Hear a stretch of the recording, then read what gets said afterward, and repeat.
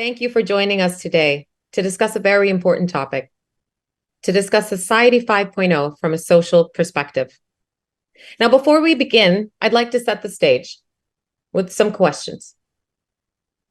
How is it that we can have more resources at our disposal as a civilization than ever before and still have poverty, deprivation, and conflict? How is it that we can accelerate positive change within our societies? And how is it that we can shape a more sustainable future? One that is not dominated by technological shifts, but rather complemented by it. How is it that technologies such as Gen AI and others create a better world and a better region, one that is abundant and prosperous and peaceful?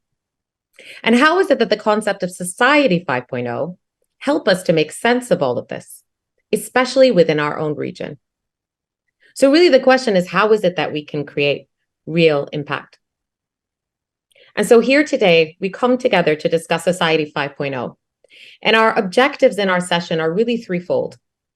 First, to inform, to inspire, and to engage. And when I say engage, I really do mean engage. This is not meant to be a one-sided conversation. This is meant to be a dialogue, and not just amongst the moderator and the panelists you see here today, but with all of you. You will be shaping the conversation through your contributions, through both the Q&A section and in the Menti. And you will help to steer the conversation. And hopefully this will help to spark new and important ideas in your mind. So allow me to introduce myself. My name is Melissa Saudi. I'm your moderator here today. I'm the founder of the Y Impact Consulting, a purpose-driven organization that was born to inspire, design, and execute social and environmental strategy and innovation. My interest in Society 5.0 is about how we can create genuine, impactful solutions on the ground. And I'm honored here today to be joined by a panel of excellent speakers that will introduce Society 5.0, demonstrate leading practices from around the globe as it relates mostly to sustainable development, and talk about Society 5.0 from a regional policy and governance perspective. Allow me to introduce our speakers. We have Dr. Fadi Salim here today. He's the Director of Policy Research at Mohammed bin Rashid School of Government, and he also leads the Center for Future Government Research. He is an international authority on digital governance, AI, and data policy, and he was selected amongst the 100 most influential people in digital government worldwide. He will reflect on Society 5.0 from a regional and policy perspective. We're also joined today by Dr. Kara. She is the founder and managing director of the Society 5.0 Institute located in London. Now, the Institute operates with the motto of Tech for Society and Tech for Sustainable Business.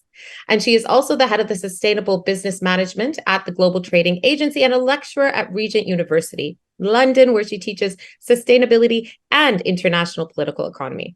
And she will reflect on Society 5.0 from a governmental perspective as it relates to sustainable development. And we have with us also Aya Sadr. Aya Sadr is the founder and CEO of Bulk Consultancy, which has the ambition to be the #1 consultancy for startups and accelerators in the MENA region. She is a prominent speaker and has done multiple TEDx talks, including one on Society 5.0, which we are here today to speak about. Now, we will be performing simultaneous translation, and if you have questions, please do drop them in the questions and answers box. We will aim to address all questions by the end of our session today. And as I said earlier, this is meant to be an engaging session, so we will be using Mentimeter, which will allow us to ask questions in open text and multiple choice format. And all you need to do is to scan a QR code, and we certainly request your engagement with that to make this a really lively discussion. Now, without further ado, I want to invite Aya for the first part of our agenda to explain what is Society 5.0 and why should we care? Great. Thank you so much, Melissa. It is an absolute pleasure to be here amongst our esteemed panelists, Dr. Fadi, Dr. Kara, and yourself, of course. Thank you once again to the UNDP team, as well as, I guess, for the whole Knowledge Summit for organizing this wonderful virtual panel. I will share my screen so that we can have a visual effect to this presentation today. Great. As mentioned earlier, my name is Aya Sadr. I've worked with, funnily enough, the Society 5.0 team that was organized in Rome a few years ago. Right before COVID, I had the opportunity to not only explore the stage in Roma, but also to meet some of the most influential and important people in the Society 5.0 community, other than my peers here today on this call. So part of what I was learning in Rome was led by Yuko Harayama, who was part of the ministerial team from Japan. So I'd love to share some of the things that she taught me while I was there. And as I walk through Industry 1.0 all the way to Society 5.0, I'll share some of the learnings that we engaged with while we were there. So starting off with, I would love to show you all a video that I saw when I was introduced to the topic of Society 5.0. And hopefully this will set the stage for the rest of this talk. I'm just going to press play. I hope this works. Oh, I don't think it's going to work. Just give me exactly 1 second. I need to refresh my browser. Sorry about that. No worries. I mean, this is a live event. It does happen. No, but thank you. I think the video that you're going to show is going to show really the origins of the concept of Society 5.0 and what that future might look like. Definitely.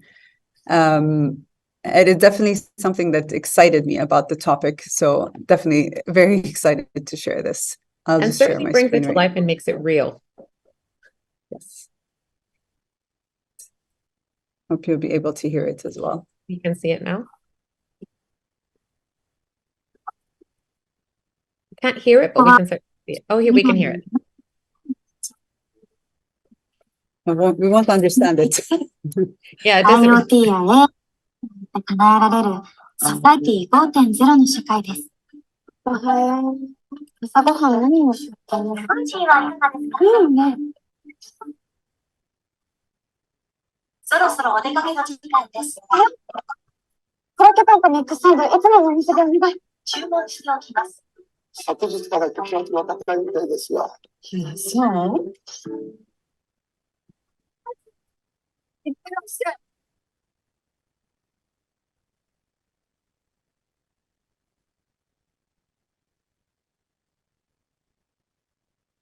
We can't hear it very well, but it might be useful. You kind of maybe talk over it a bit. Sure. I mean, please go ahead. So a lot of this video is basically exploring life with Society 5.0. And the beauty behind this video is it's being shown through the lens of a younger woman, actually a young girl, who's going through life. And it's really about understanding every single touch point of where Japan, and specifically Tokyo, is trying to lead Society 5.0. And I think this was one of the most interesting things to see end to end, how we would explore the solution and embrace it as a society. So that's essentially the directional purpose of this video and to kind of show how Society 5.0 comes to life. But before we get to Society 5.0, I want to share sort of our evolution as humanity over the past few centuries and how we've gotten to Society 5.0 today. Starting off with Industry 1.0, which is the first industrial revolution, was all about steam power, right? So mechanical production, really moving away from the cottage industry. And this is where we went essentially away from being hunters and gatherers, more towards becoming a society that flourished over producing and really utilizing the resources we have available as a community. And this was between the 18th and 19th century. Moving forward to the Industry 2.0, which is the second industrial revolution, we had explored what we see today through Watson, electricity, right? And this was all about mass production and the assembly line. And this is where we as a society started to understand the power of what we had available to us in abundance. And how we're able to optimize our effects on society as well. And this was in the later 19th century, moving towards 20th century. And then, of course, we hit, I call it Society 3.0, but essentially it still is in the rhythm of Industry 3.0 and the third industrial revolution. And this is where I will introduce to you one of the most important, let's say, examples I have for the next few slides. When I was in Rome, Yuko actually sat down with me and tried to explain to me the concept of the third industrial revolution moving forward to Society 5.0 with a donut example. And the way that she expressed it to me was, now we've sort of automated and we've created this networked production, right? And we are now able to customize and create things that many people would like to see. And of course, this would really make our society have more options available to us. And this was something that we started to explore in the later 20th century. And then this is where she sort of broke it down into what we were seeing today. In Society 4.0, we have the information society, and she described the donut as the perfect example of all of this. The way she saw it is that there's two parts to the donut. There's the center, where we have society, and then we have the actual donut itself, where technology exists. And this could be any type of technology that we have access to. IoT, AI, pretty much anything that could truly make our society intelligent, right? And in my previous TEDx, I actually described this as a 3D printed cake, right? Utilizing technology to be able to build things, from scratch, and also just with a few simple instructions. Now, where's the problem or limitation of Society 4.0 from the Japanese government's sort of view or ambition for Society 5.0? Is that we might be looking at the world only in these two different spectrums, right? They say in Industry 4.0 that this new world is cyber-physical, right? We're splitting up everything that we do into these two elements. But if we take a look at just this diagram and we see people, business, and assets, then everything that would be encompassed within this is our limitation of today, right? Where we don't believe truly that our society is what we're calling seamless. That true user experience is something that will come about in Society 5.0. And the only way for us to see that evolution is by understanding that this donut needs to be flipped. Technology needs to be at the center of everything that we're doing within society in order for us to perform at our optimal levels, right? So the earlier video, which I showed you of the young girl walking through society, being surrounded by the different technology, allowing for everything to almost, let's say, take shape in the way that it needs to, is something that we still need to come to terms with. And this type of evolution is of course, an idea that's been started by a few people and will hopefully become, let's say, an electric field of more people adopting and catching up to this idea. And this would allow for us to now see the world in a different lens. So this is an example of just using the donut to understand how we need to flip our imagination as a society and truly take advantage of what we have access to. Because AI today might, have a few faults, right? We might see this example of an AI failing. But if you actually listen to some of the podcasts, for example, Stephen Bartlett having a conversation with Mo Gaudat on AI, one of the things that he was saying is that Google X, when they were testing the AI, it failed about 99 times. But the 100th time, it performed perfectly. And that one example, that one training that the robots were able to get in design, was able to now fabricate the future opportunities for AI. So AI today might be slower, but in the future, the genius and the power that AI will have will overtake anything that we've seen in humanity. And this is what we're forecasting today. So, when we're going back to Society 5.0 and what we're planning to see take place, here's an example of healthcare. as an application from the Japanese government to kind of explain what we're dealing with today. Here's an example of an elderly man trying to explore where to go in order for them to solve his problem, right? And what we're seeing here is what we call fragmentation, right? There's different elements that this person, or there's different places that this person has to go to in order for them to be treated. But similar to the video that we saw in the beginning with the elderly woman having a conversation, the telemedicine, the ability to communicate with her doctor almost immediately, this allows for people to take advantage of one very important element, which is time.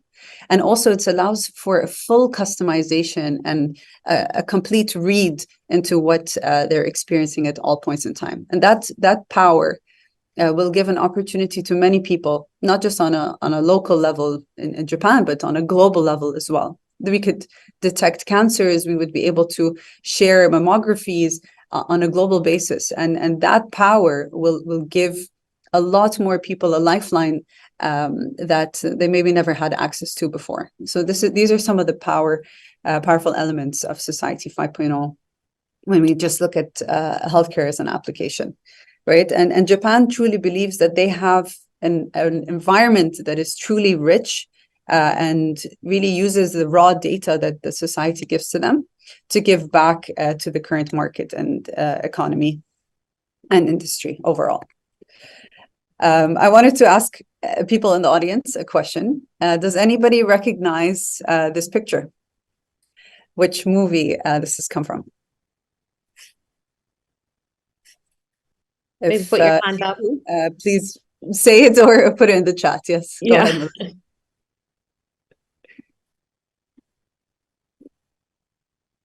You can tell us. I don't mind.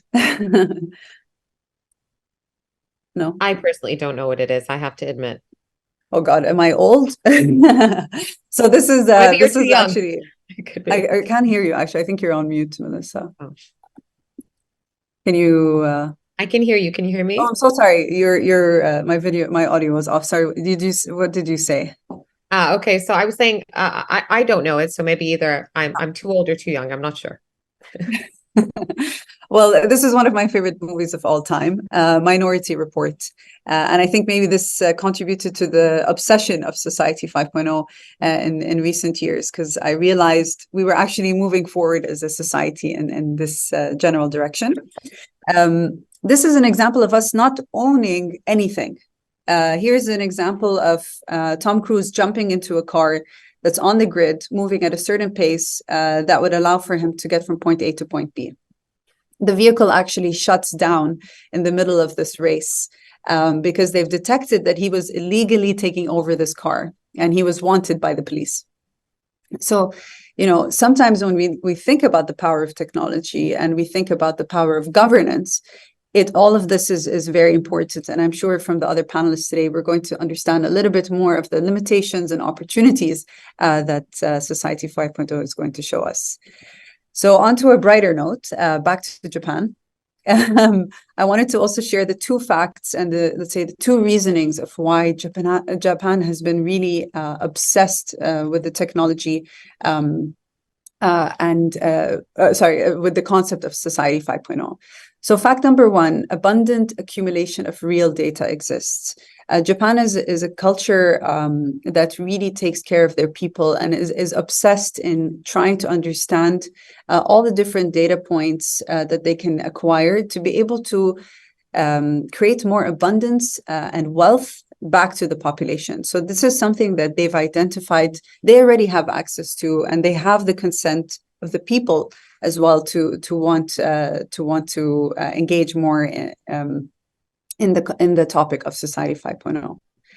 This obviously doesn't ring true when we think about GDPR compliance and a lot of different, let's say, data privacy matters that are very important and are, let's say, less available in other countries. So just taking this from the perspective of Japan, and I'm sure the other panels will shed more light on what's happening in other parts of the region and the world. But this is one of the biggest reasons why they are obsessed with the topic. Fact number two is that technology is cultivated from something called monozukuri. And the way that what it basically means is Japan's excellence in the manufacturing of things, right? And I think we can all agree that Japan definitely is in the limelight when it comes to the manufacturing and production scene. And they've been doing years of basic research, and they basically believe that some of the advantages towards creating products and using information technologies like big data and AI will eventually trickle back into society. So Japan really believes in these two different elements, big data, AI, and IoT. And they believe now is the right time to really spark and move our society forward towards Society 5.0. And before I end, I wanted to share inspiring words from Margaret Mead for the sake of this conversation.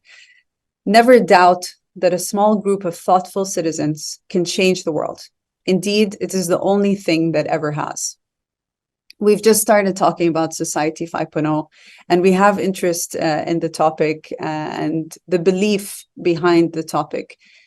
This is what's really going to spark us towards the future and encompassing a society that will be ethical, transparent, and progressive towards goals that matter for humanity. And this is why I personally believe in the topic of Society 5.0. Thank you very much. Thank you for that, Aya. Thank you. Thank you. So, I mean, you really presented a lot of amazing information here. And I'd just like to ask, what is it in specific, like what in particular excites you the most about the concept of Society 5.0? Perhaps as a millennial, I'll jump in just from the perspective of what I see being done better, right? There is something that I personally crave within my own daily life, which is this ease, this ability to go from point A to point B in a seamless fashion. And I think we've gotten so used to this idea that we're always connected. We're always, being given what we need. There's always this reaction, let's say, from the different experiences that we go through, whether it's retail, whether it's, F&B, whatever it is that we're experiencing. That we have, unfortunately, this bias that things could be easier, they could be better, right? Mm-hmm. And we have so many things that we're trying to keep track of today, that the idea behind Society 5.0 sort of made all of these issues go away. It just made it more customized and more bespoke towards making our lives better. So this is truly the appeal from, I guess, somebody in my generation that believes in the topic.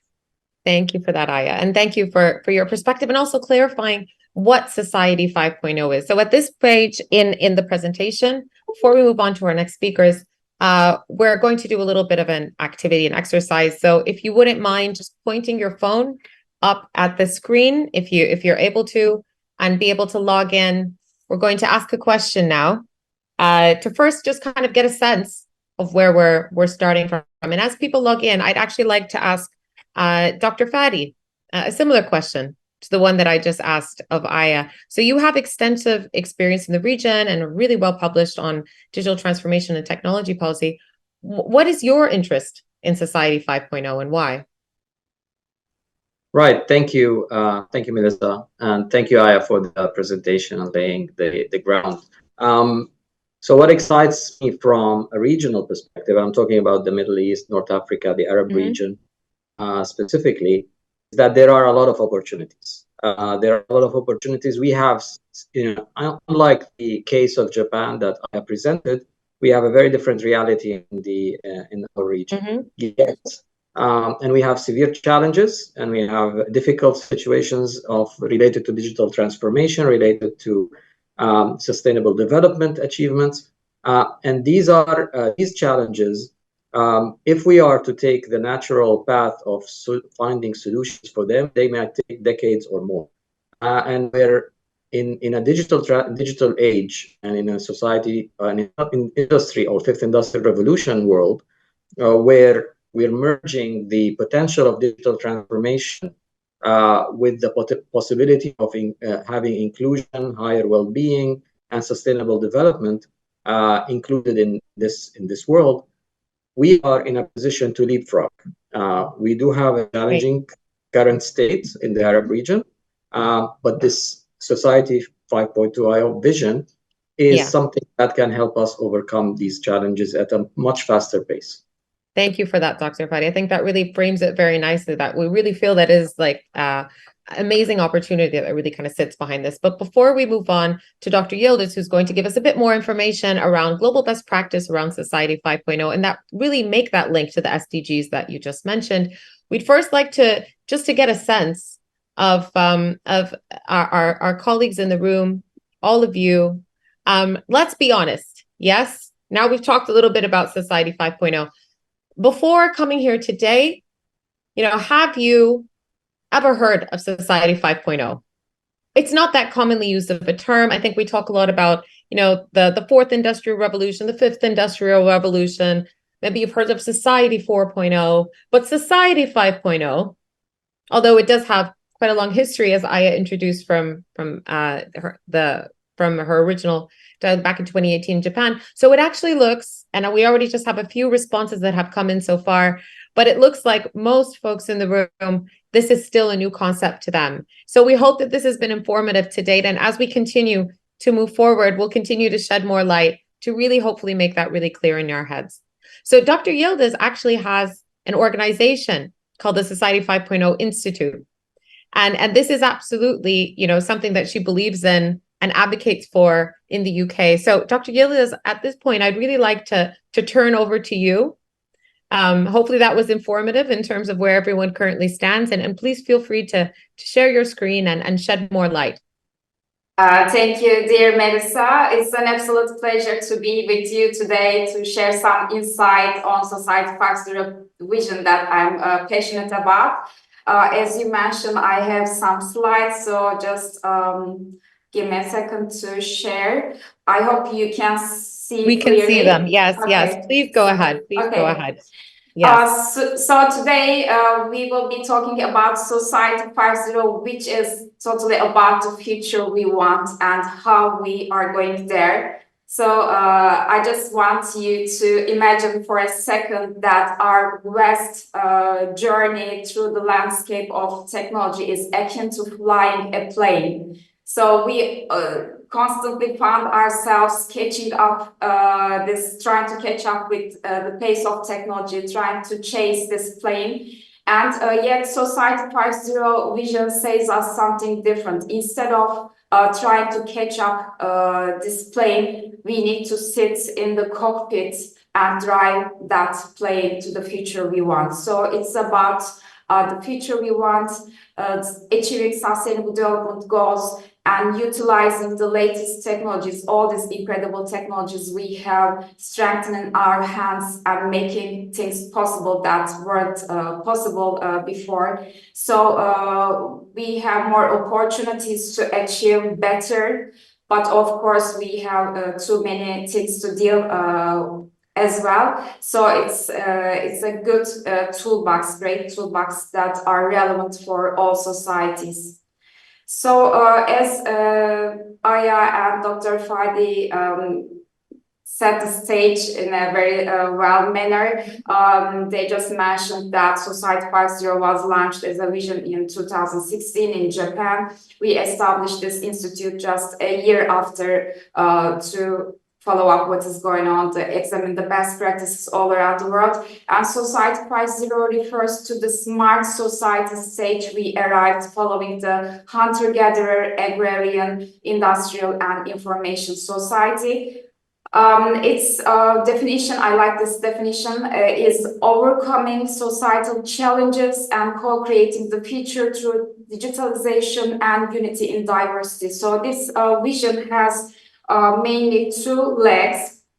The first one is utilizing the latest technologies to achieve sustainable development goals.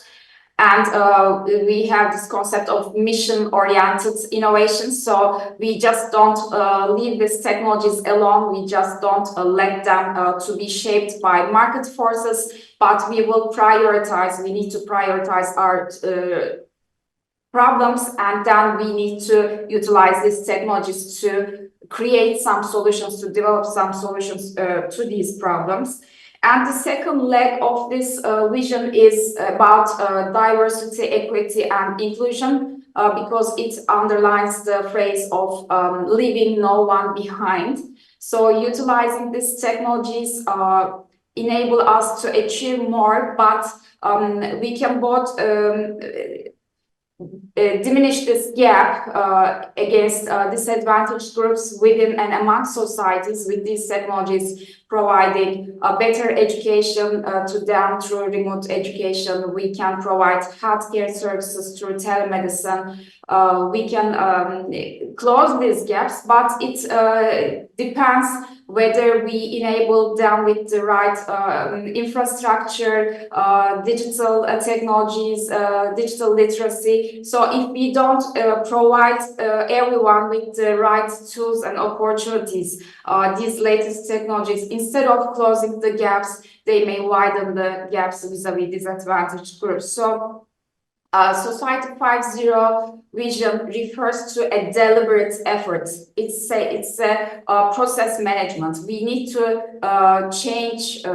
manage this digital transformation, how it affects our communities and societies. Because again, this big data and artificial intelligence provides many opportunities, but there is no guarantee that these opportunities will be distributed uniformly, and it will have huge consequences in terms of geopolitical power distribution and economic wealth distribution. So it refers to the fact that yes, these technologies are great. We can achieve much more in terms of achieving sustainable development goals, but we need to manage this transformation to utilize it as a tool to achieve the future we want, but also to minimize the possible issues like cybersecurity threats, fake videos, fake news threatening our democratic elections, and so on.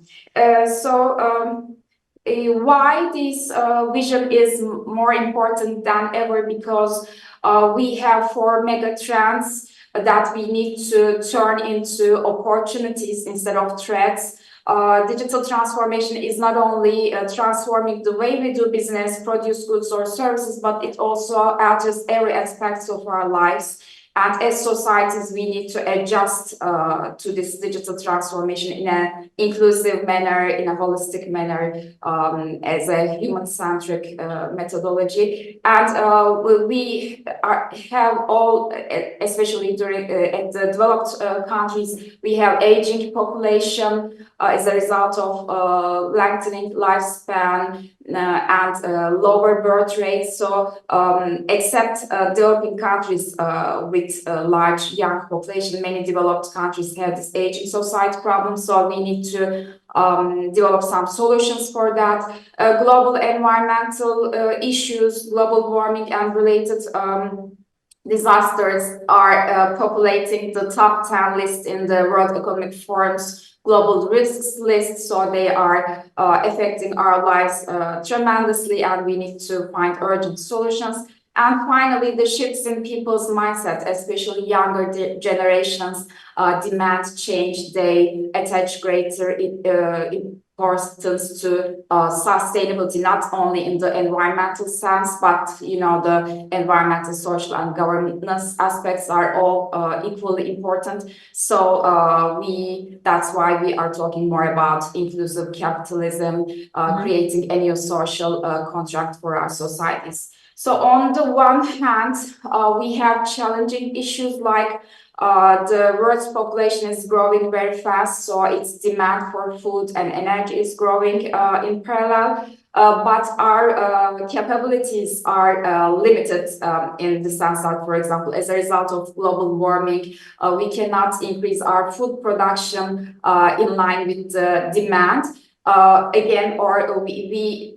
need for energy is growing as a result of increasing population, but we need to shift from fossil fuels to renewable energies again in response to global warming. So here, the latest technologies come to our rescue because we have all these great technologies like carbon capture and storage, cheap energy storage, renewable energy production capabilities are increasing. We are implementing more and more circular economy implementations. Again, we can produce meat from stem cells, animal cells. These are cultured meat. So, and again, we can produce plant-based products to demand this increasing food need. We have smart agriculture implementation. So all these great technologies help us to achieve this sustainable development goals. So I just would like to share these two quotes that resonate very well with the Society 5.0 vision. And in this slide, you can also see the fact that the real issue is the pace of change at the moment.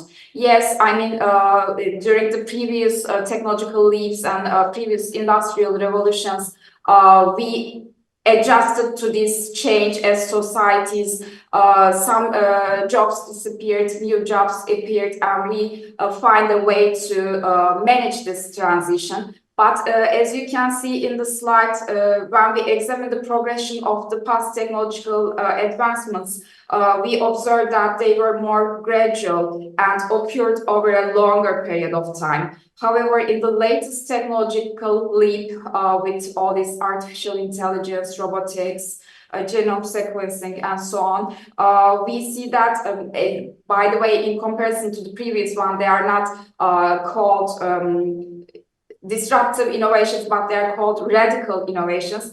And we see that they just arrive back to back, making it hard to keep the pace with them. So again, new jobs are appearing, some jobs will be lost. But now the gap is very big between the job creation and job displacement. So all societies need to find solutions for their populations, especially developing countries with young population. They need to reskill and upskill their people so that they can be employable soon for the future of the jobs. So these are all issues that are relevant to Society 5.0, and Japan has been carrying out important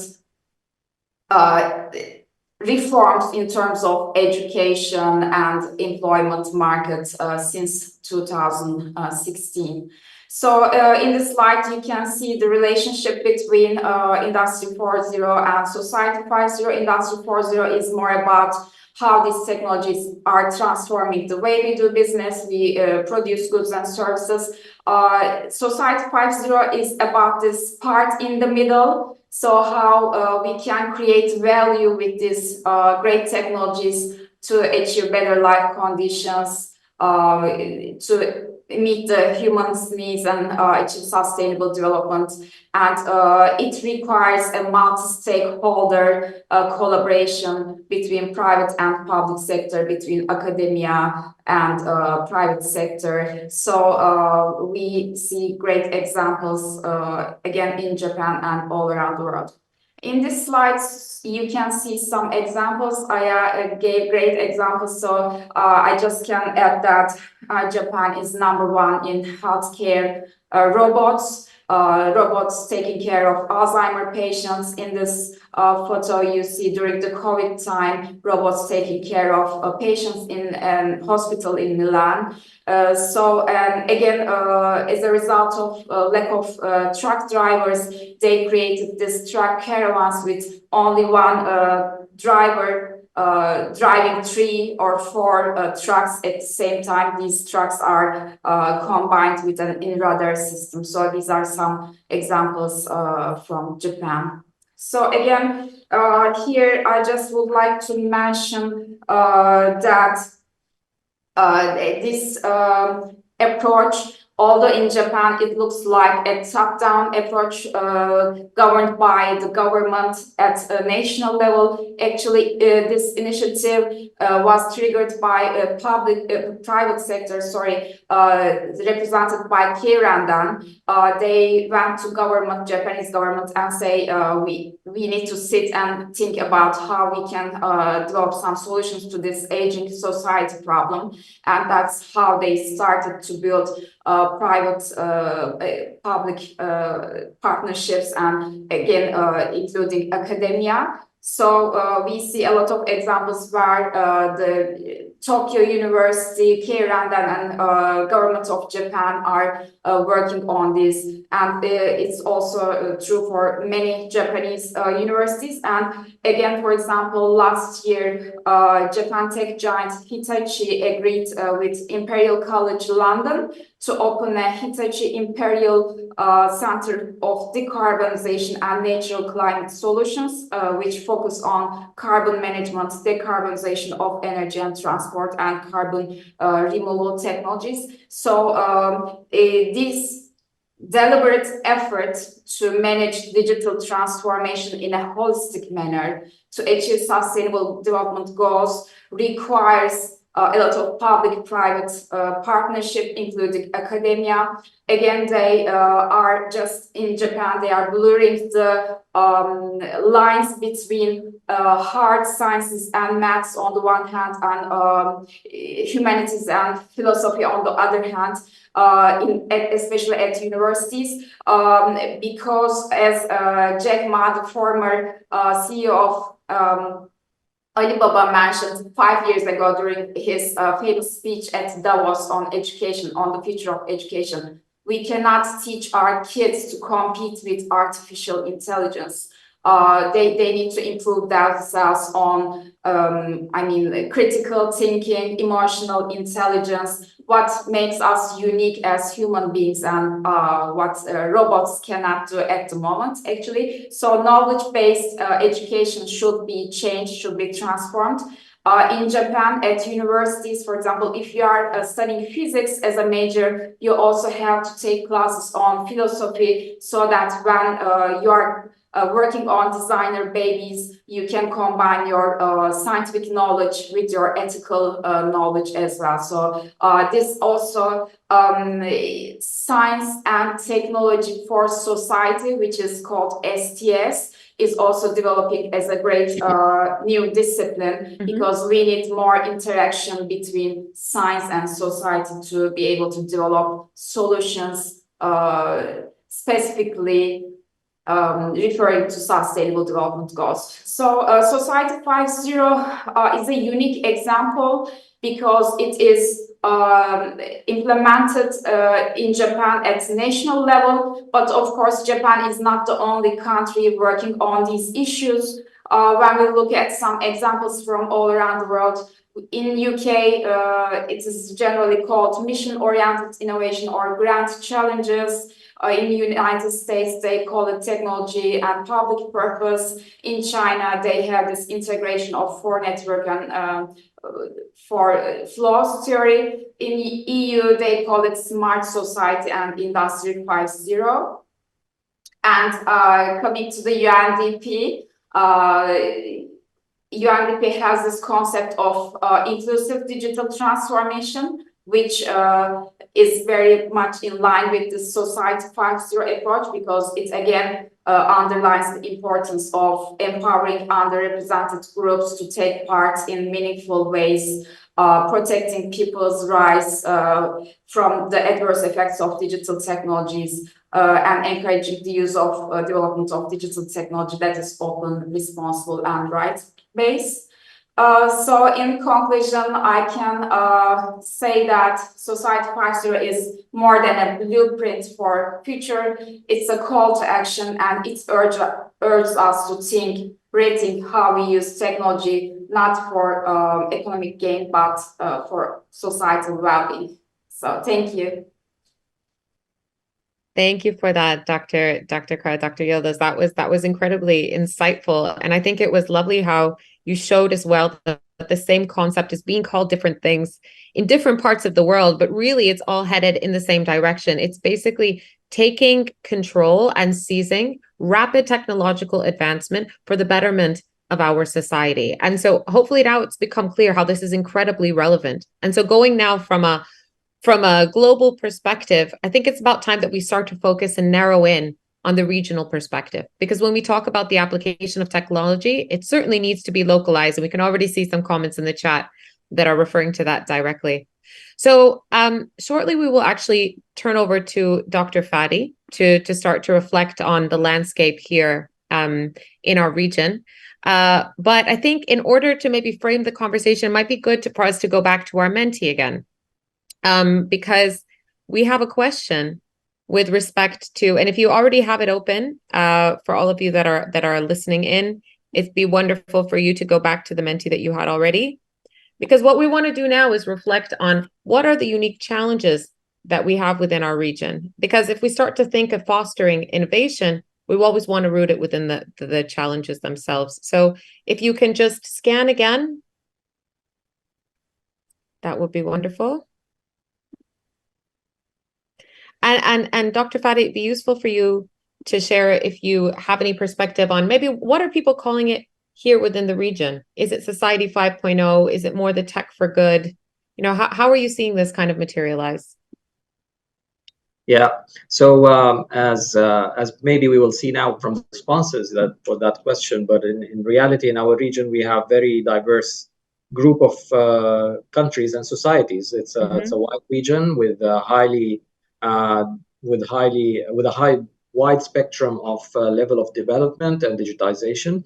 So in some countries, we're talking about really in areas that we're still developing in the domains of society 3.0 as presented in the previous slides, while in other countries in our region, we're well in advanced stage, and we are calling it things that relate from that under smart cities to smart societies, to even responsible AI application, tech for good, digital advancement, and digital for sustainable development. All of these kind of umbrellas, if you like, or lenses are included.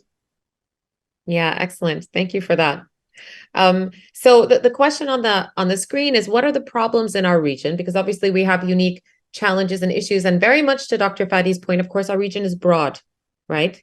And every country has its own unique dynamics. But certainly what we want to hear is what problems, based on everything that's been seen so far and what you might know prior to coming into this session, what are the unique problems in our challenge? What are the most important problems in our region that the application of Society 5.0 could help to solve? So some of the things that I certainly see are some comments around healthcare. Actually, 4 comments around healthcare, mental health, and physical health. Very interesting. And then there seems to be a theme also coming out around data privacy. That's also coming out, which I know, Dr. Fadi, you've written about quite a bit in the past. I really love this idea around society accepts this idea and that there is awareness of this transition. And I think, Dr. Fadi, perhaps as you talk about the policy and regulatory environment, you can maybe address that as well. And certainly we have other ideas coming in as well. So access to water, of course, that's an issue within our region. Inequality and marginalization, healthcare, again, government services and education. So certainly there's, I mean, the issues and the applications of Society 5.0 are genuinely rife. And in our next activity, if we have enough time for it, we'll start to think about the opportunities. But before we run into that, Dr. Fadi, it would be wonderful if you could shed a bit more light about how far are we really in the region, and people can keep adding their challenges if they'd like. How far are we in the region from realizing this vision of Society 5.0? And what are the barriers that we have to catch up? Great, thanks, Melissa, and great to see the alignment, if you like, from what I have in mind to answer these questions and what people are sharing. To use the SDGs framework as one example, we do have a large number of gaps and divides and even canyons, if you like, in terms of our ability to achieve some of the visions of Society 5.0 as a region, as a whole, with the concept of leaving no one behind. But again, we are diverse, and we have, in terms of development, and we have groups of countries that have high digital maturity, very similar and even at levels higher than areas like Japan that was highlighted in the previous presentation. So we have that kind of possibility and examples, and shining examples of how this can be done in the region. So we do have in the region, on a positive side, increased societal readiness for internet connectivity, digital applications, and adoption. And we're talking about around 70% of the population of the region. So that's on the positive side. When this has been accelerating highly rapidly since COVID pandemic. This includes also mobile application and adoption up to 100% in the region as a whole. If you like to think about it from a person, individual per capita perspective. However, this said, we do have issues around digital divide that are chronic, and this is critically important if we are to address this from a societal point of view. So the digital divides are related to gender adoption of digital technologies, and we have been doing research in the School of Government, Mohammed bin Rashid School of Government, Dubai, over the last 10 years, and this has been consistent. We have less women adopting digitization in the region than men, and that creates a potential divide not just for access and inclusion, but also for data availability that are representative of society in a society that relies heavily on data and adopts AI applications. So our worst achievements in terms of the SDGs is the SDG 5 related to gender in the region as a whole. The second lens, if you like, on related to digital divide is related to age. So we have generational divisions.